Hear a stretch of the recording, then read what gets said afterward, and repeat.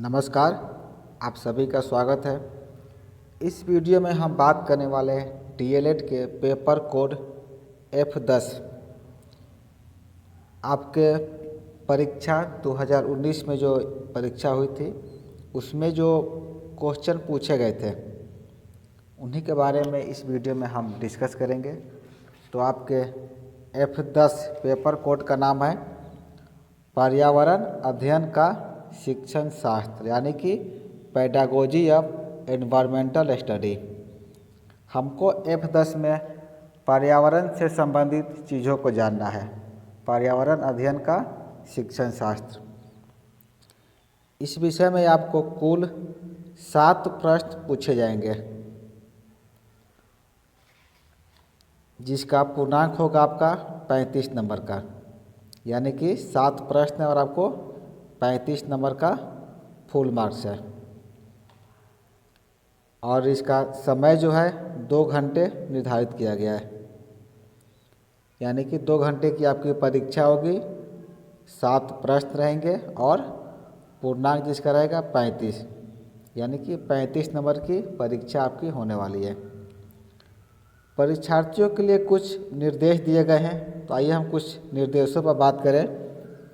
तो पहला निर्देश है, परीक्षार्थी यथासंभव अपने शब्दों में ही उत्तर दें। जहाँ तक संभव हो आप किताबी भाषा का प्रयोग नहीं करें, अपनी भाषा में, अपनी लैंग्वेज में उत्तर देने का प्रयास करें। यह प्रश्न पत्र जो है 2 खंडों में विभाजित किया गया है, यानी कि खंड क और खंड ख, सेक्शन ए और सेक्शन बी, 2 खंडों में इसको बांटा गया है।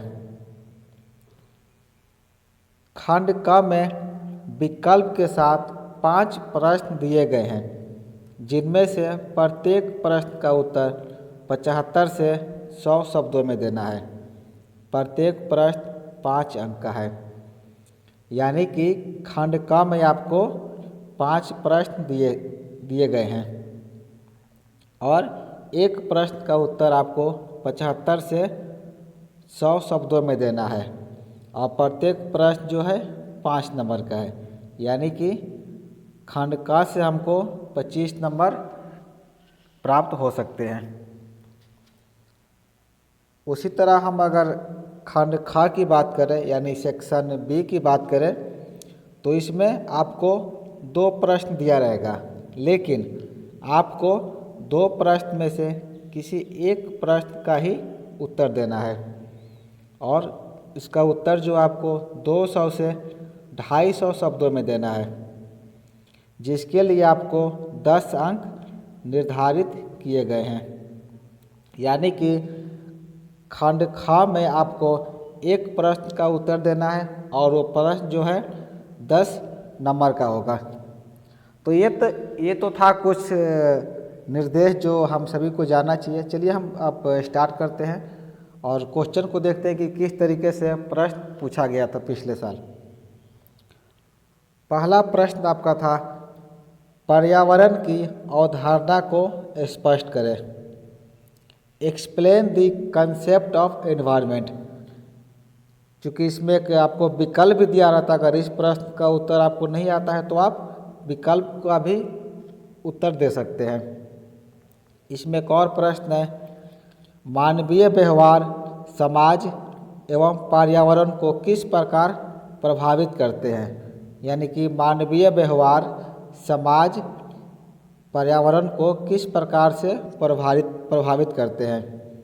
यानी कि ह्यूमन बिहेव जो है, किस तरह से ह्यूमन बिहेव है, सोसाइटी किस तरह से इन्वायरमेंट को इफेक्टेड करती है, इसके बारे में आपको एक्सप्लेन करना है पहले प्रश्न के अनुसार।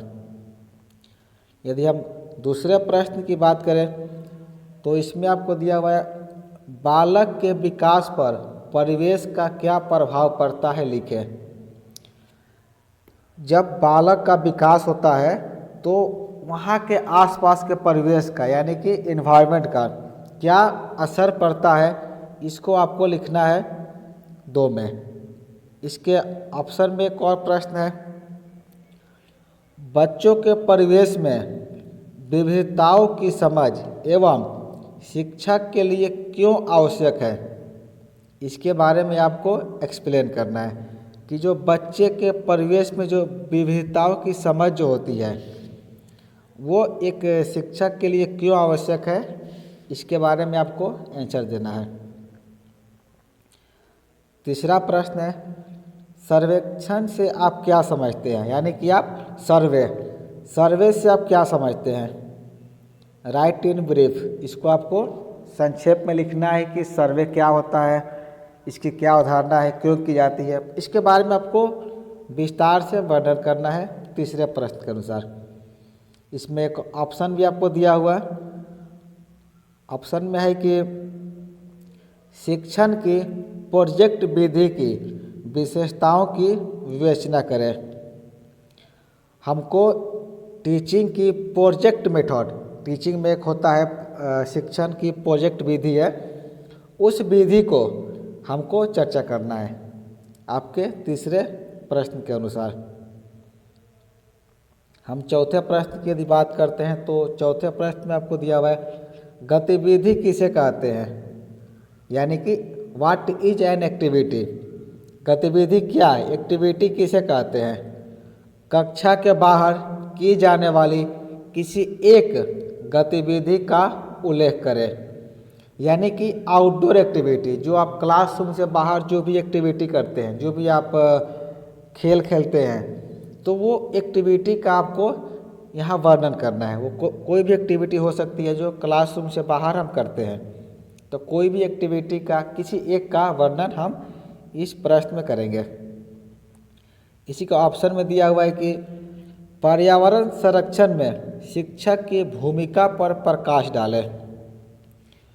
पर्यावरण संरक्षण में शिक्षक की क्या भूमिका हो सकती है, उस भूमिका को यहाँ पर आपको लिखना है।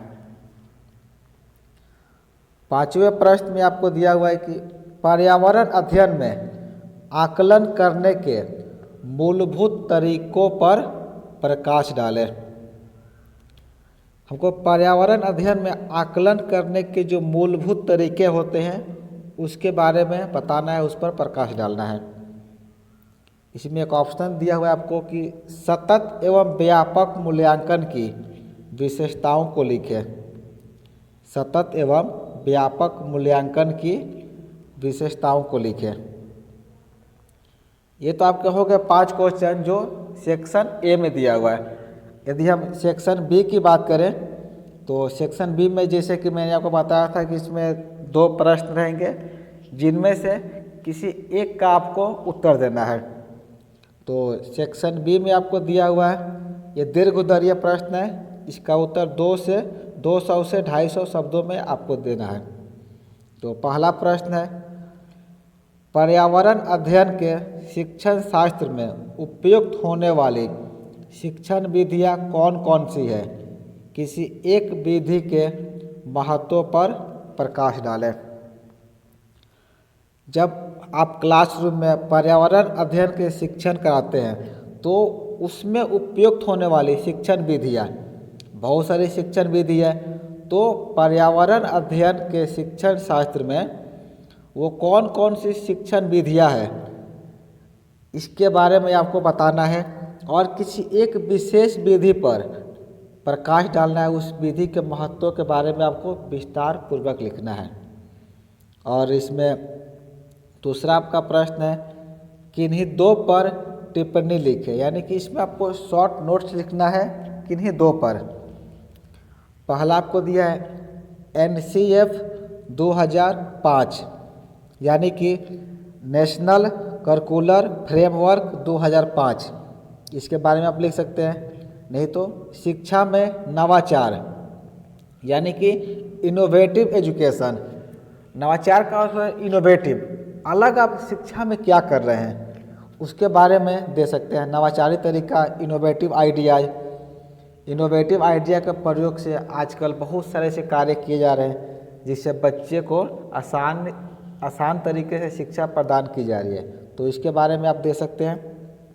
और तीसरा ऑप्शन है जनसंख्या वृद्धि से पर्यावरण पर प्रभाव। पॉपुलेशन के वृद्धि से क्या इफ़ेक्ट पड़ता है आपके इन्वायरमेंट पर, आपके पर्यावरण पर, इसके बारे में आप दे सकते हैं। इसमें 3 ऑप्शन है, इन तीनों में से किसी 2 पर आपको टिप्पणी लिखना है, यानी कि नोट्स लिखना है। तो ये तो था आपका पेपर कोड F10 का पर्यावरण अध्ययन का शिक्षण शास्त्र। हम अगले वीडियो में किसी और विषय का सब्जेक्ट एनालिसिस करेंगे। धन्यवाद।